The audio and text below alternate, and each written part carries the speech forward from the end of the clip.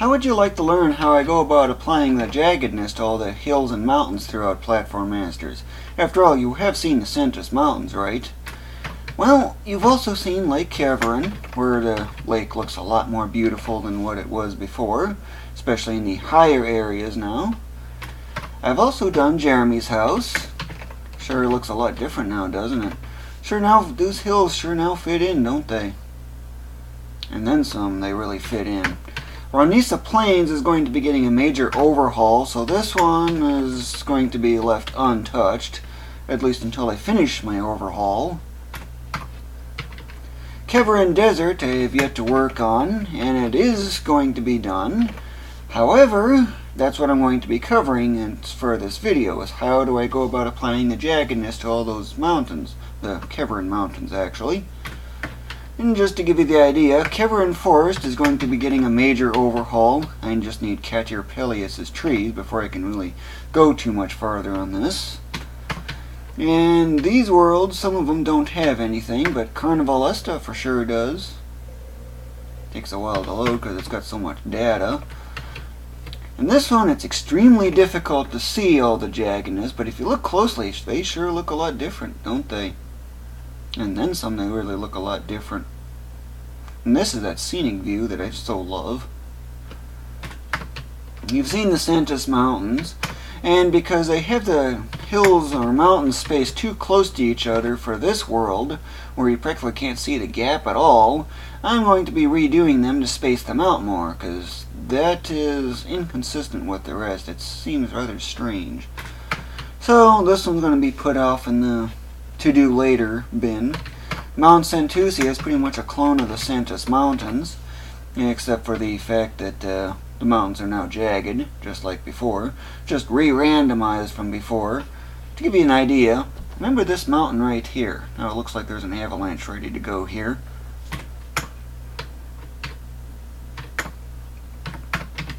Now, compare that to this. Yeah, they look different, don't they? Of course, the tree line and the snow line are also a little lower down than the Sentis Mountains. That's also because it's lower elevation and lower latitude. So, that aside, Musa and Taiga is exactly the same thing as Train, except right now it's more of a testing ground than anything else.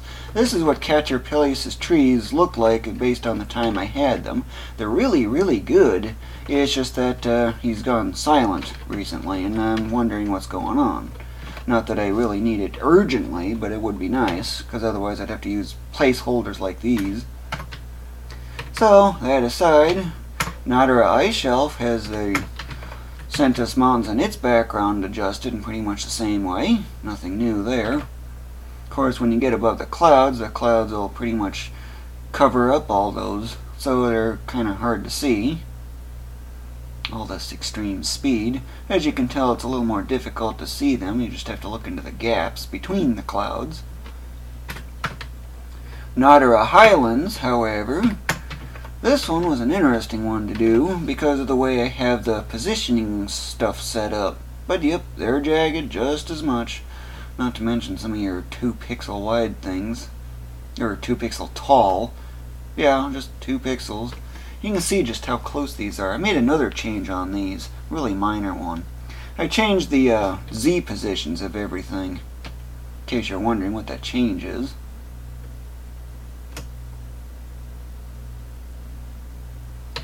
And that's basically all the worlds that have hills that are been redone, so the next thing I need to do is work on this one. Keverin Desert. All these. I first got my initial looks at the jaggedness from these rock cliffs. I loved the way these came out because of that. So that's what got me into getting the jaggedness on these.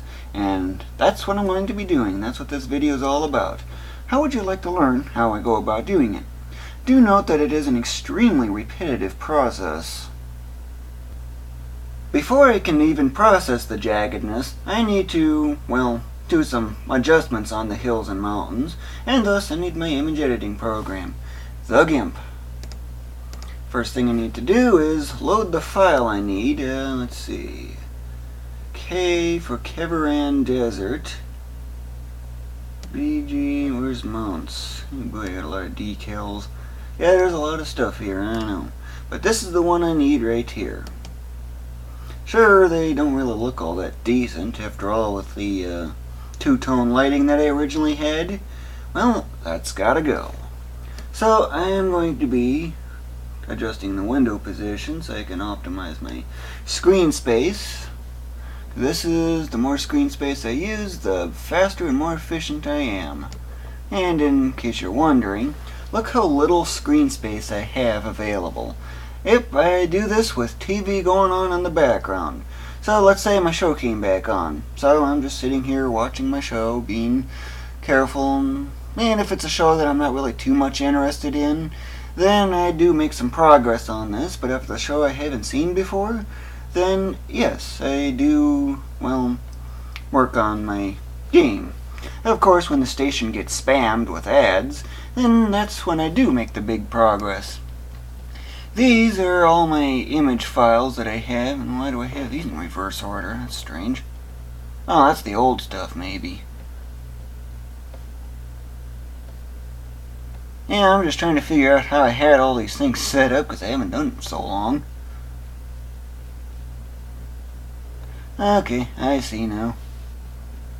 This is for adding the grass gradient that you see in the far ones. To give you the idea, you can see the grass right here.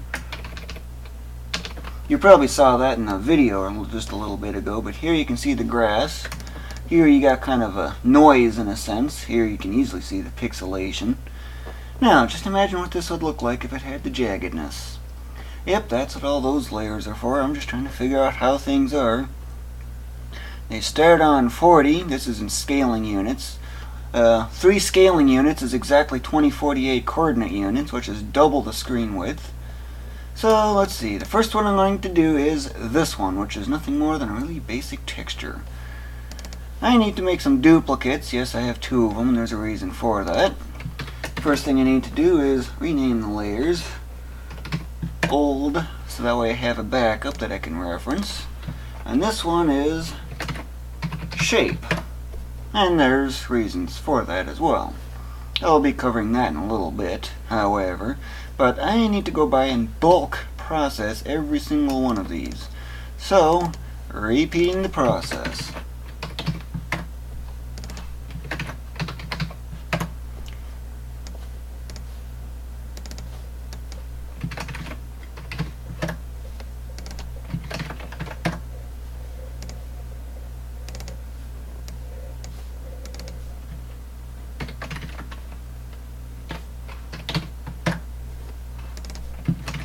And at some point in here, let's see, what's the first ones to get it? 768. Okay, so I did these in excess. But I still need the old, however, so I'll just duplicate for old only. Copy that so I can do this more efficiently.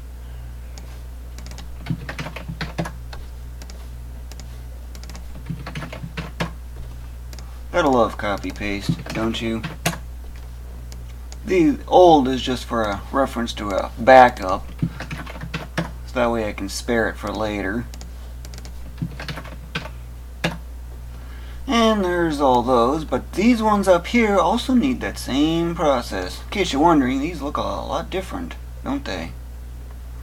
So for this, let's see, base is the sand, grass being applied onto that. Not sure. Okay, that's what the gradient is that I use to generate the randomness. Lighting lit makes it brighter, so it accounts for my lighting algorithm I use. And then of course there's this lighting layer. It's this one that I duplicate, but there's more to it than just that. For this one, instead of lighting copy, I use shape. Copy that. This needs to go to normal. And I just repeat the process for these other ones. Just copy the lighting layer, change multiply to normal, rename that, and repeat.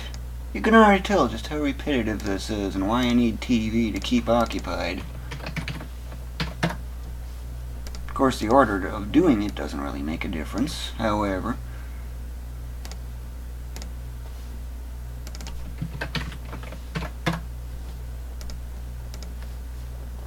And there's one more.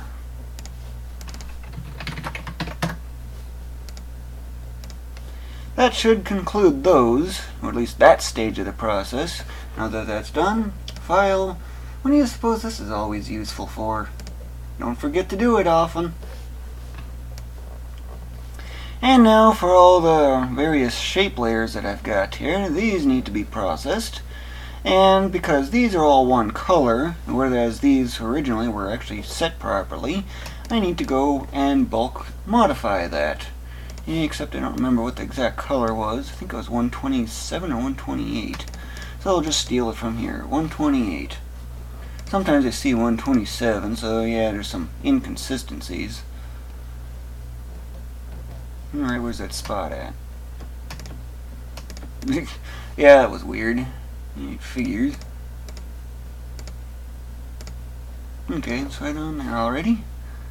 So for these, bucket fill, hole selection, and here we go with another highly repetitive task. I only do this to the shape layers, in case you're wondering on that. White, change the light side to white. This is so I can have some contrast, since I need it for later.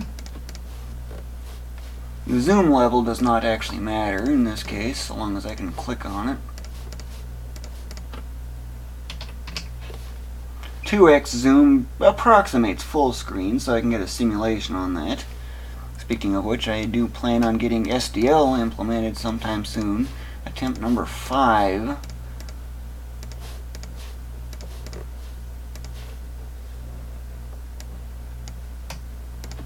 So I'll just delete until I'm done with this again.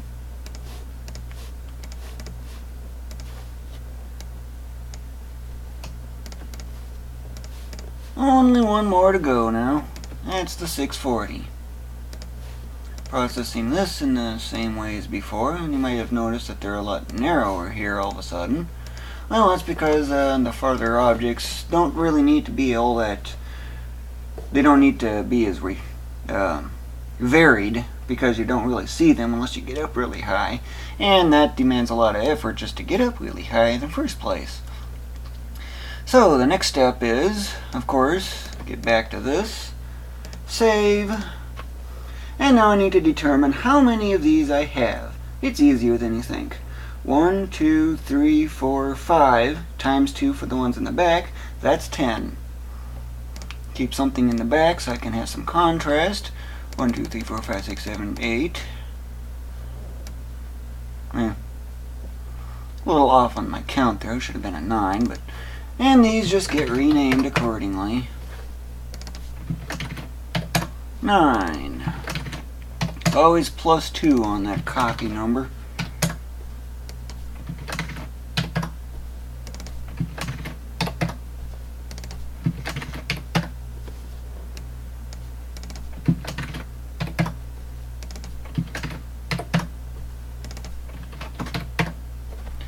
And there's that. Oh yeah, there's another thing I need to do.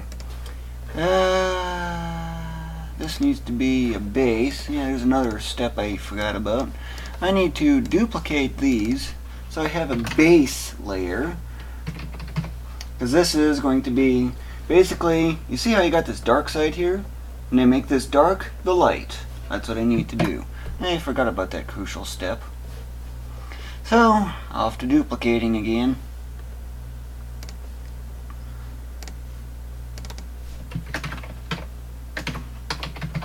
Forgot to copy that.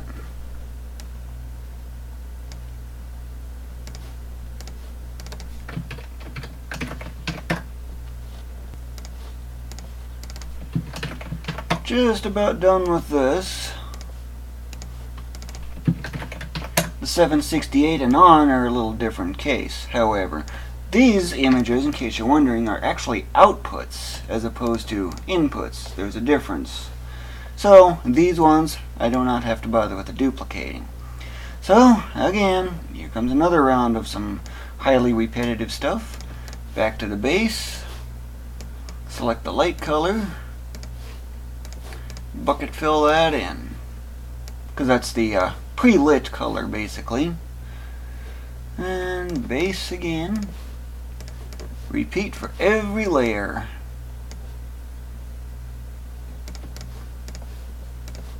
It gets to be quite a mess, doesn't it?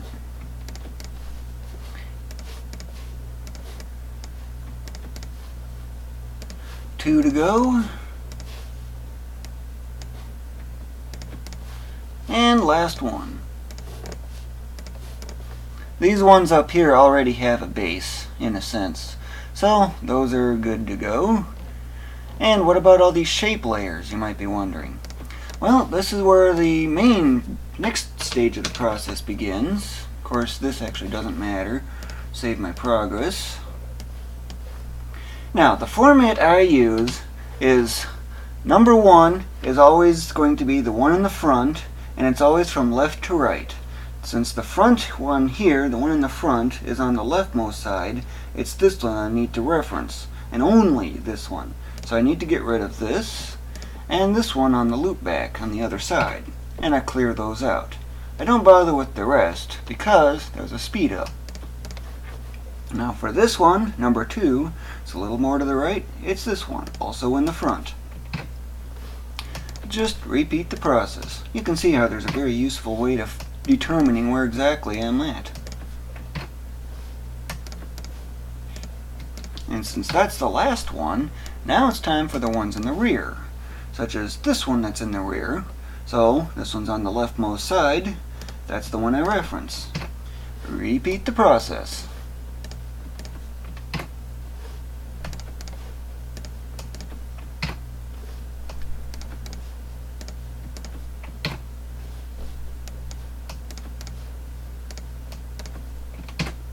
And with that, next, I get rid of the remainders.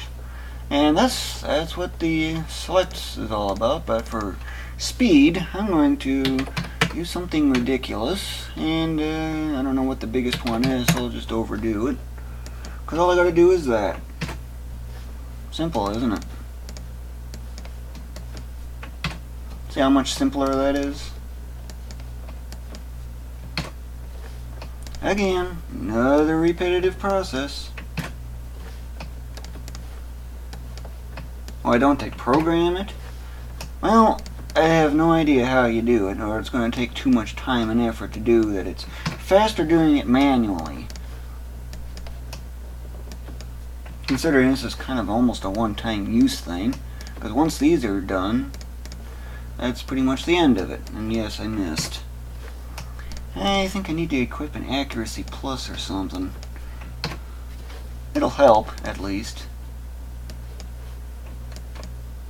Get rid of the overlap. And those ones are now done. Next, I need to make every one of them white. So, again, another repetitive process. I don't remember if I set that or not.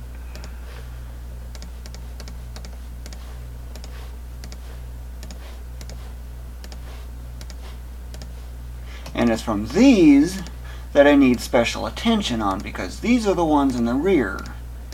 These must be extended outward using the same process I've done for making the hills. And yes, I do have a video explaining how I do that, and the process is pretty much unchanged. So I just hit save, zoom into the 8x, and just extend it. I don't bother with this part just yet. I look at the shape and how I have it going. It looks like it's getting steeper slowly. So I'll just do that, I guess. Good enough. This one looks like it's getting shallower. And when I'm done, bucket fill it all in. Move on to the next one and repeat the process. This one looks like it's heading down sharply. The Keverin Mountains are actually smooth mountains because they're old and they're not as jagged, hinted at by Lake Keverin. I'm going to do a double on that. I'll do the same there. Next, I also make sure they don't overjoin each other, because then that causes some confusion.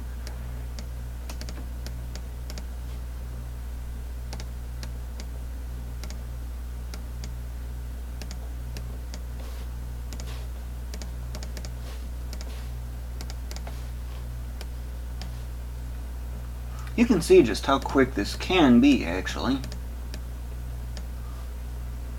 Let's see, this one's really getting steep.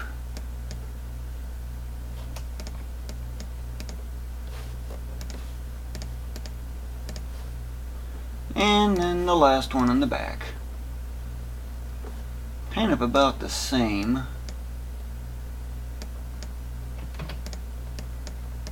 Change of plans, not a mistake.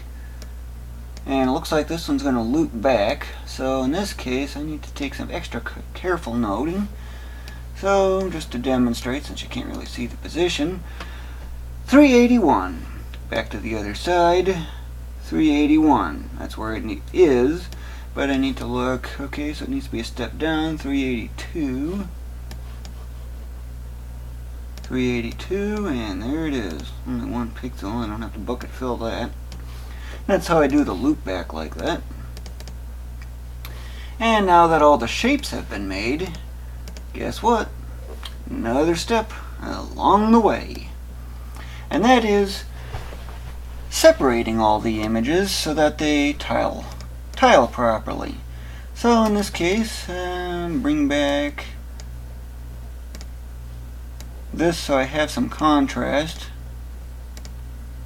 Oh, for some reason it didn't do that one. Uh-oh. So I just apparently forgot that one. I was wondering how come that wasn't right. So okay, I missed one.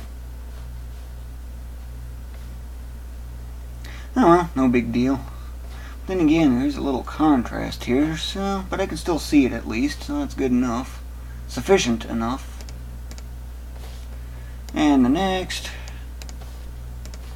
and move this in a little bit. Move this just so that it joins up. And that one's done. Layer, autocrop. Repeat on a lot of these. Let's see, which one of these was it? Nope, it's not that one. It must be this one. This one really needs to be joined over a lot.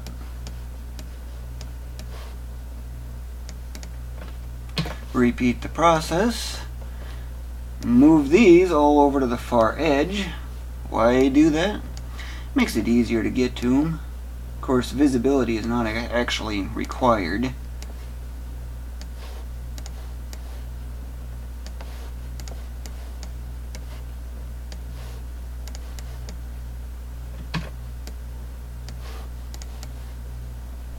Yeah, I gotta love that Control Z. It's always useful.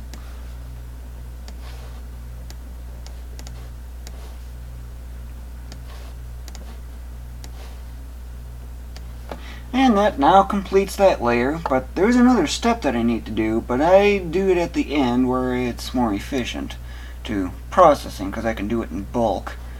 So, next up, this one. So, how many are there? 8. So, repeat the process, make sure this is normal. And here this goes again.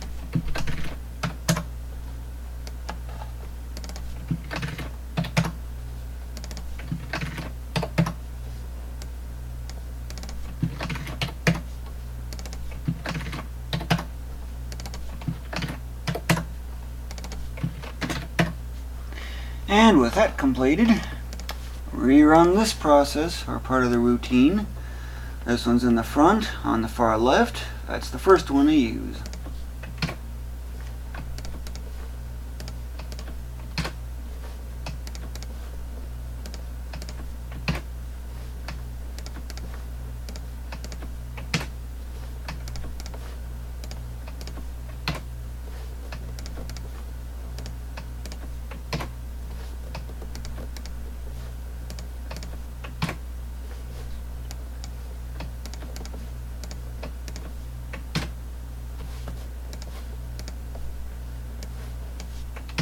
Of course, sometimes I find it inconvenient to use that select method all the time, so especially with a big enough image, it's not as strong of an effect that I have. It's not very beneficial.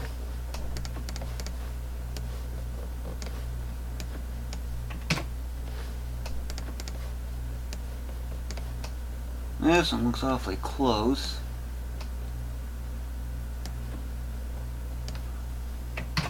So I just add a little extra. But this one's really close. Of course, I could also be using 4x or 3.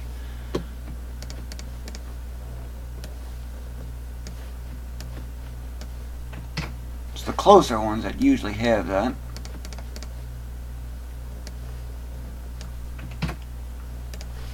And now for this part of the process.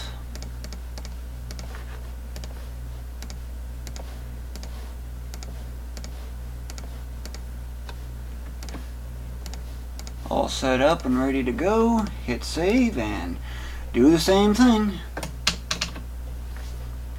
I will continue this for quite a while, so I'm going to be getting a major deletion in the video. Kind of looks like, it's kind of random in a way. Sometimes I have that, sometimes I don't.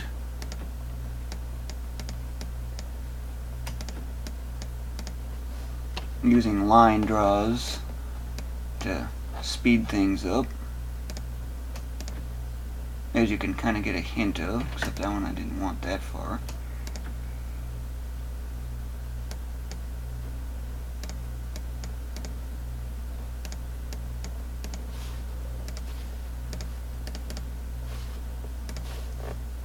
Next. Okay.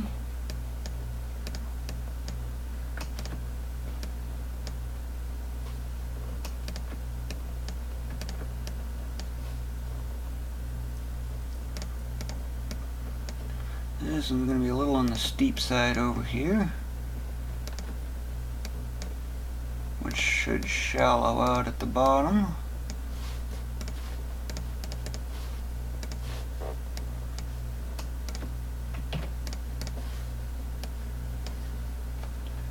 Really getting steep quickly.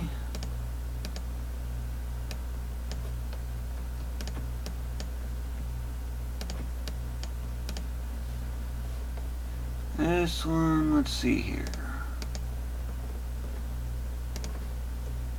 Do a 3, a 2, lots of 1s. I'll make that a 2 again.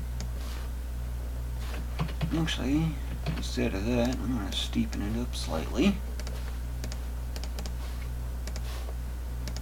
And number 8.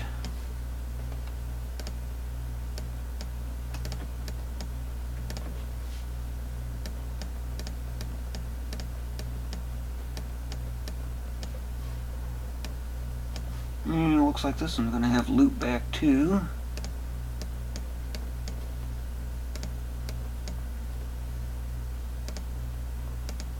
Miss. Okay, at the end of this one I have a 378. 378. And how does this shape going? I'm going to steepen it up a little bit.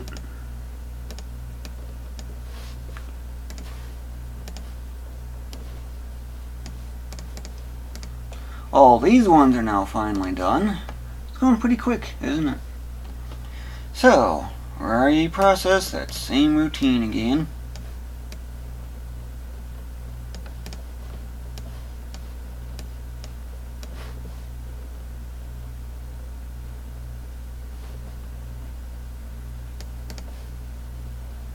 And there was another one that overflowed right there.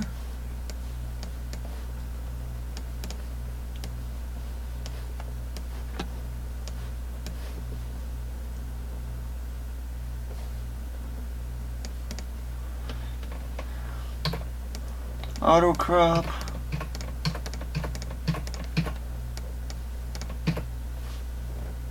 And off to the left they go.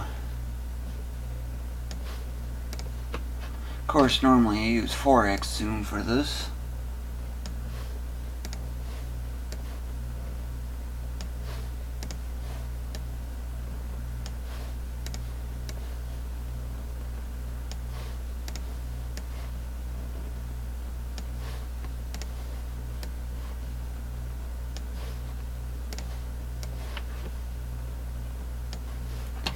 And that layer is now finally finished.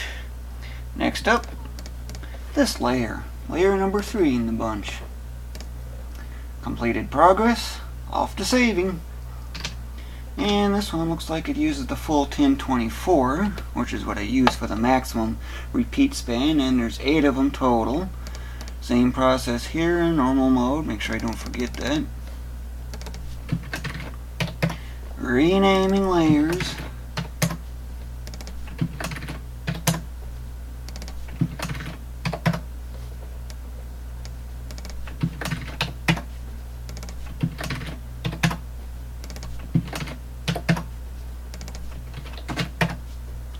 And for this process, things are a little different. Although this one here is in the front, and it's also close on the left, but it's actually based on the peak. So this one is not the first one. This one is.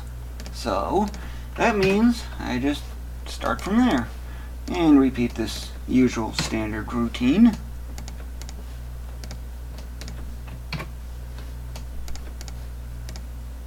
There's a little bit right there, so I need to account for that. The ones in the back.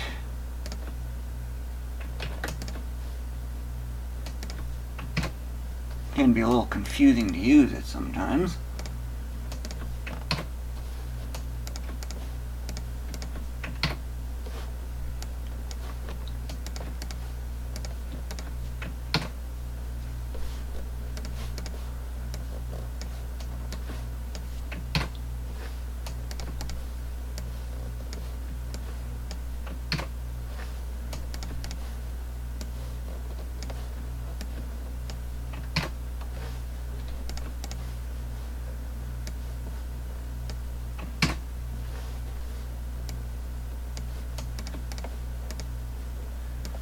Front ones.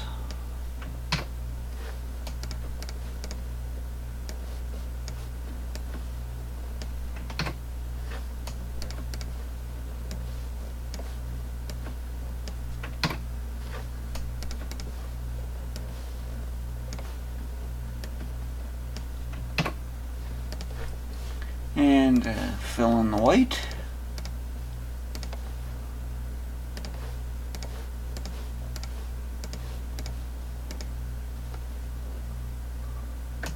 And here goes this again, which works pretty much in the same way as before. Save my progress, and off I go. Let's see, it's getting steeper, and it's kind of close, but it looks okay. Yeah, I'm just about finished with this batch.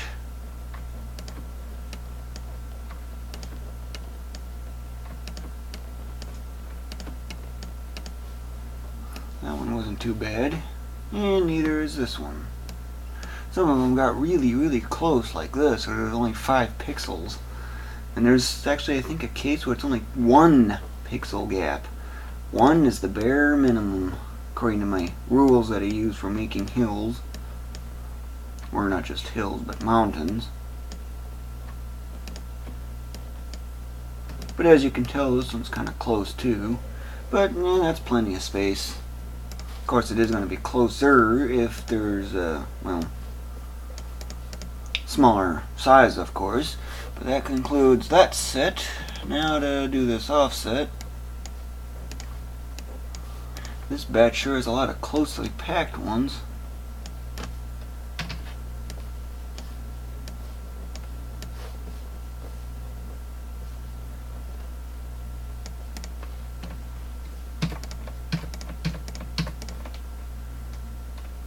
And which one of these? Okay, they shouldn't be affected. Now to move all these layers over in pretty much the usual way that I have been doing.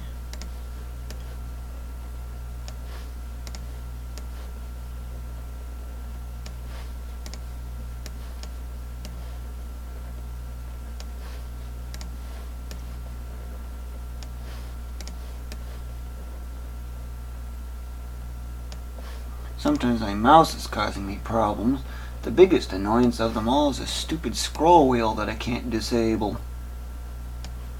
And since that's done, I'm going to hit save, and I'm going to explain to you the scroll wheel problem, and it's really annoying. Out of nowhere, I don't have the option for getting rid of this. I tried reducing this to 1, but it won't let me go with 0. See, it won't let me do it. And there's no option on here to disable the detection of the wheel. And in earlier versions or installations of Windows XP, I have seen it. So what's going on? I need to get rid of this as much as I possibly can, but it won't let me use 0. I gotta stop this from happening, because it's really annoying. Out of nowhere, all of a sudden, the thing just suddenly just jumps. Just like that, just for example. I was just barely even touching the scroll wheel and it happens. And sometimes I'm not even touching it at all. I'm just trying to move the mouse off the side and it just happens out of nowhere. Man, is that so annoying. So there's got to be some kind of registry entry that disables the detection of that scroll wheel. It's the only thing I can think of. But that aside, fighting the mouse a lot, these are pretty much done in the same way as before. Notice that they're only 256 here instead of the 512. Yep, they just keep getting narrower. And let's see, it looks like there's 4 of them. Where's the shape? There it is. Yep, 4.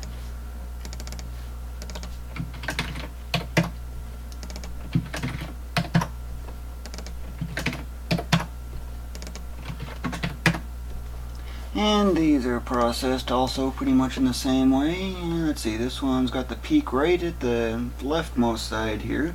So that one's the first one. What happens if it's on the boundary, you're probably thinking? Well, as mathematics go, as you go to the right, you add. And when it's right on the boundary, you round up. Which means add, which means if this one was exactly on the boundary, this one would be taken instead of this one. That's basically how I have things standardized. Set standards and things can be a lot more consistent and easier.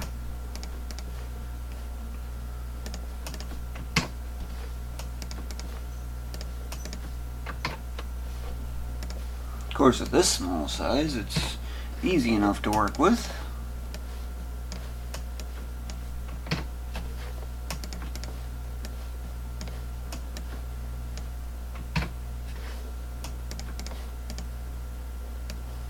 Sometimes I end up confusing this and this with what I need in something in the middle.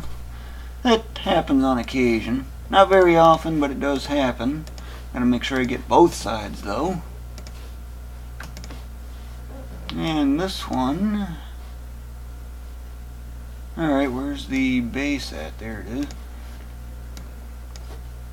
Of course, is this what I'm thinking it is? Yeah. That's another thing I omitted. I need to put old on all the lighting layers because there's going to be a new one. Copy that and repeat. I need to include the space apparently, in case that one was not affected. 1280 lighting. The lit, I'll explain that in a bit. Guess that's it. Because the other ones must be pure grass then, all the way through. So, off to processing these in the same way as before. This can stay as multiply for that. Number 3. Oops, I don't need 11x. Hit save and off I go. Let's see, it's kind of flat. That is, steady. To speed up the next part of the process for after I get done with the shapes, I need to have everything at the same Y position. And in this case, everything's been at 383 on the Y, as you can see here. That's right here in case you're wondering on that. That will keep the consistency, and it does speed things up, and I'll show you when I get to that part.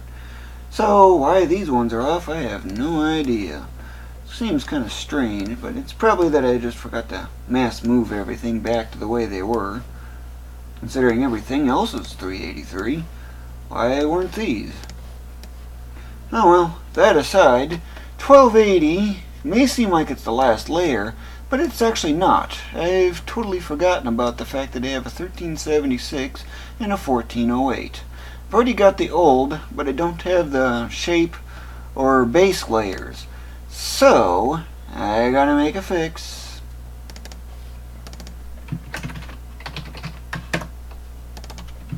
Shape, base. And do the same on this. Shape, base. And these are processed in the same way as before. However, note that it's instead of the white or that light yellow, it's green, much like the other hills. That's because these are fully grass all the way through. So I need to kind of readjust that. Simple enough. Let's see. Shape. It's this one that needs it. Remember this process? It's always done on the shape layer. Always. Notice how these are a lot shorter. That's because this is the end of the mountain chain. Yes. And don't forget, I need to do the same thing with these too. Except I reference the lightest shade. And then this one as well. And this can now resume, finally. Let's see, 8. Sometimes I can't see it readily. So, I'm good to go, because the copy number needs to be 2 less than what I actually need.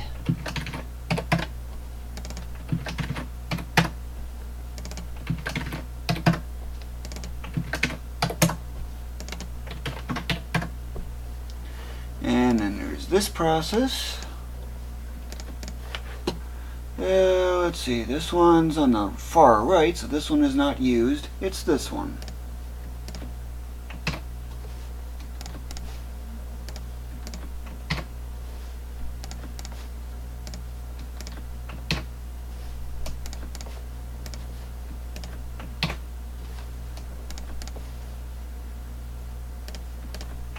It's the one in the back, after you get to the halfway point.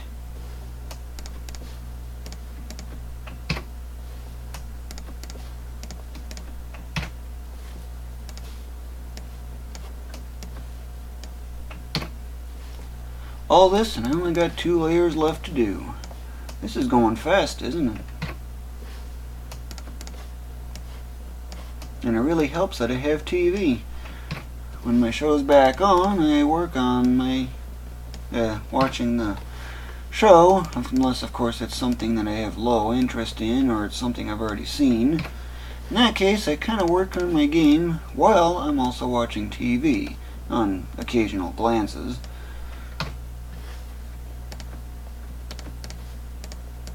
And accuracy helps too. This one's a little too close, so I just need to throw in an adjustment. This one's awfully close, but it's still good.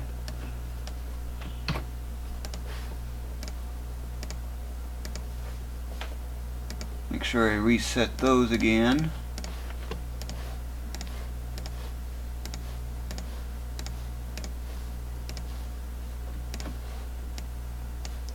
Get the base, and off I go with this.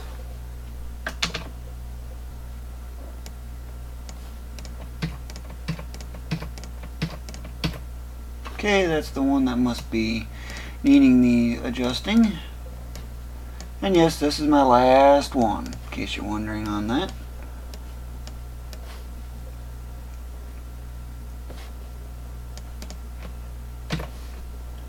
Next, the usual positioning at the 384. Of course, 383 was 382 because I was up 1 more pixel than usual.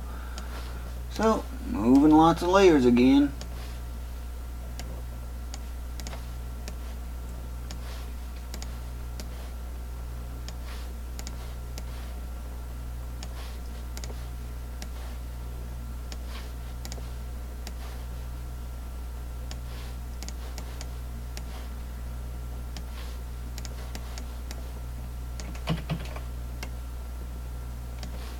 Didn't realize it already cycled back, so make use of the Z button. Sure may look like an innocent zigzag, but it's extremely useful. After all, it does spell words, you know. Zebra is one such word. Zigzag is another such word. And don't forget, pizza. And puzzle. Yeah, lots of Z words. But now that I got all those done, obviously save, so I have my status update. So what's the next step, since I now got all the shapes done? The next step is saving all these images. Yeah, it seems like it's going to be a major long task, but it's actually not that bad. Highly repetitive, yes. And for this, I need to get rid of all these extra layers here, so that way I can format the final output. And yes, 205 layers. I wonder how many total there are in this bunch. I know there's going to be a lot, probably over 100, certainly less than 200. So, in this case, what I do for this is I make everything visible except for the ones. Let's see, how do I want to do this? I need to get rid of this junk. Okay. Make all the unwanted stuff visible, so that way I can keep all the shapes. It seems strange, but there's actually a good reason for that. It's faster if I did this, but I gotta be careful not to select any of the shape ones. And that's all the visible ones that are junk. But just to make sure, I often go by and check just to see if I might have accidentally selected something I should not have.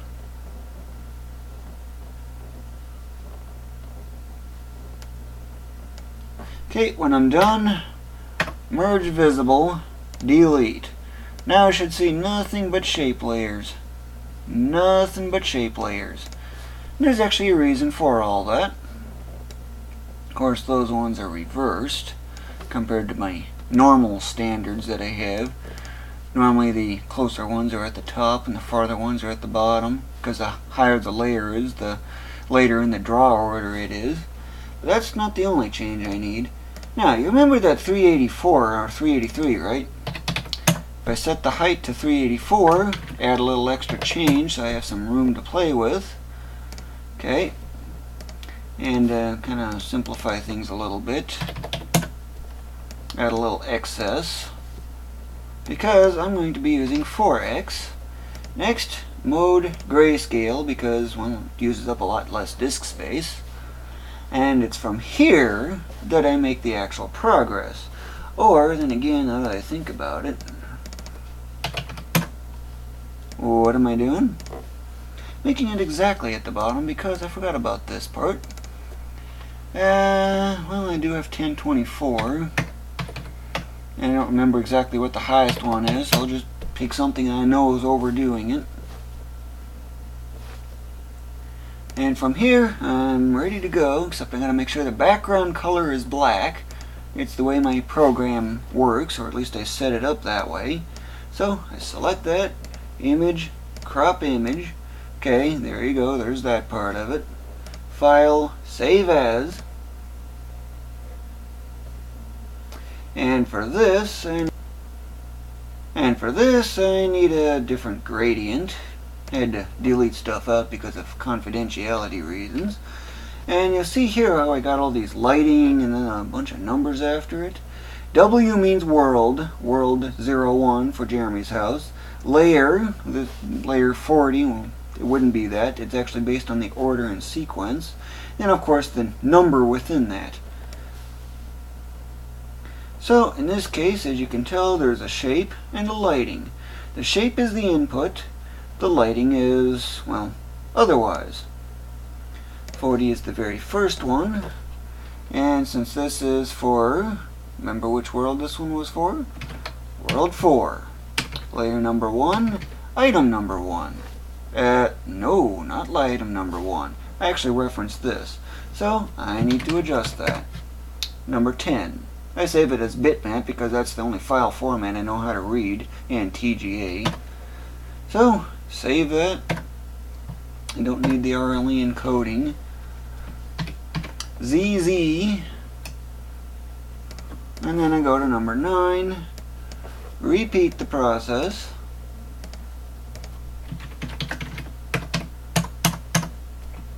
I should only get 3 of those. I only have to press enter 3 times. If it takes more than that, then I know I've missed something.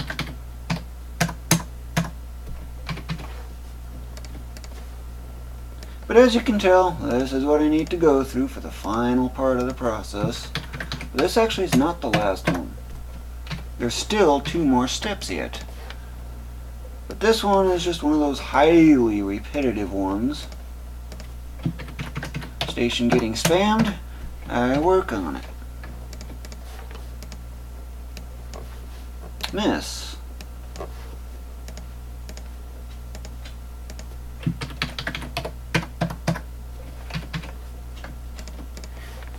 As you can tell, the select area set fixed size is really speedy. Makes things go by a lot faster.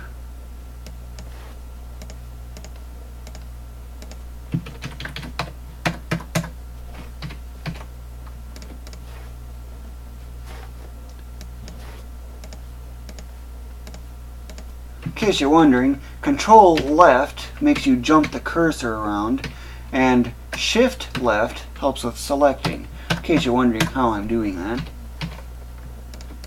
It's one of the keyboard shortcuts I regularly use.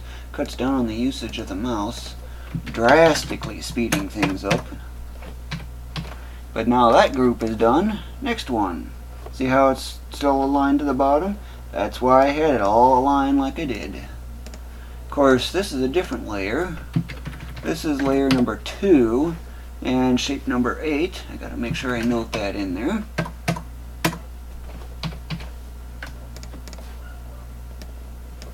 And continue on. Of course, I don't need that extra click. Miss.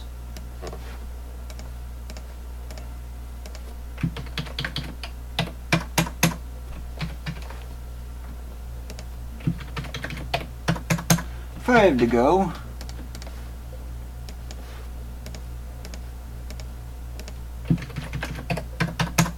Four left.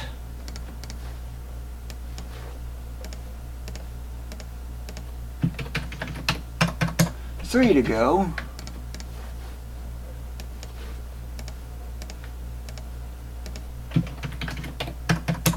Two to go. Fast, ain't I? One to go. Last one.